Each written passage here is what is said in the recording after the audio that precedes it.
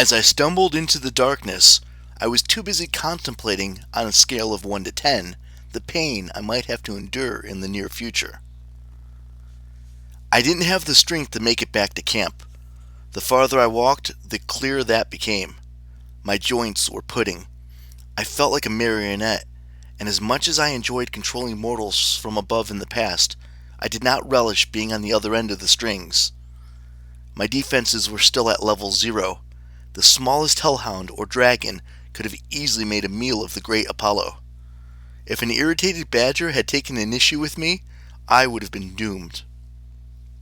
I leaned against a tree to catch my breath. The tree seemed to push me away, whispering in a voice I remembered so well, "Keep moving, Apollo. You can't rest here." "I loved you," I muttered. Part of me knew I was delirious, imagining things only because of my concussion, but I swore I could see the face of my beloved Daphne rising from the tree trunk I passed.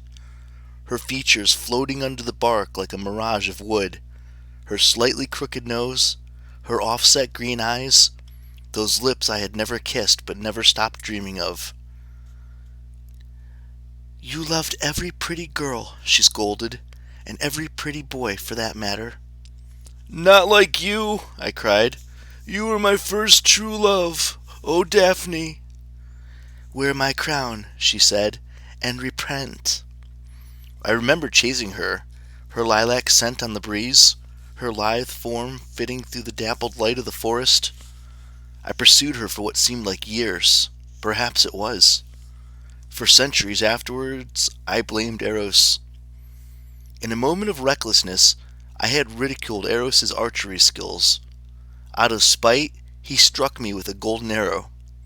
He bent all of my love toward the beautiful Daphne, but that was not the worst of it. He also struck Daphne's heart with a lead arrow, leeching all possible affection that she might have had from me. What people do not understand, Eros' arrows can't summon emotion from nothing. They can only cultivate potential that is already there. Daphne and I could have been a perfect pair.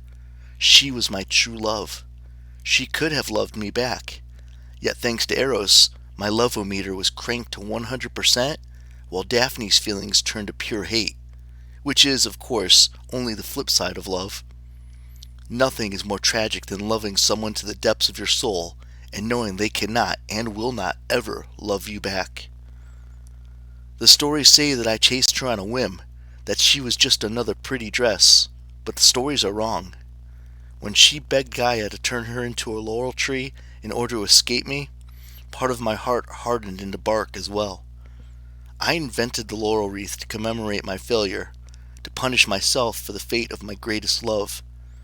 Every time some hero wins the laurels, I am reminded of the girl I can never win.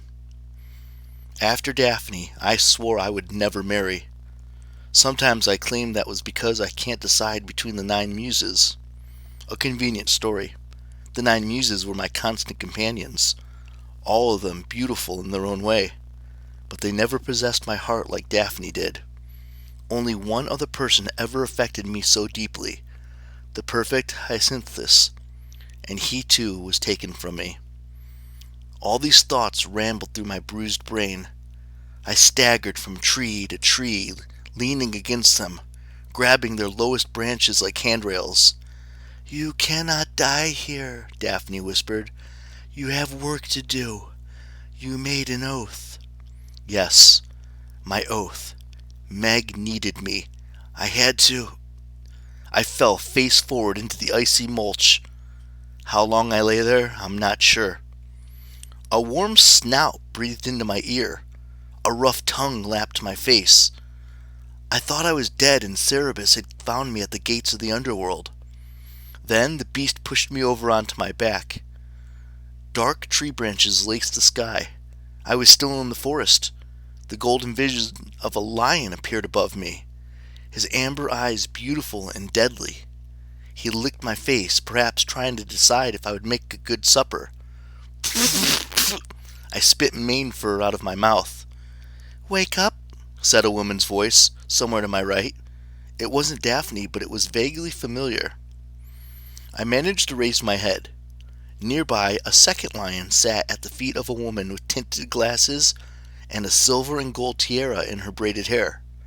Her batik dress swirled with images of fern fronds. Her arms and hands were covered with henna tattoos. She looked different than she had in my dream, but I recognized her. "Rhea," I croaked. She inclined her head. "Peace, Apollo. I don't want to bum you out, but we need to talk."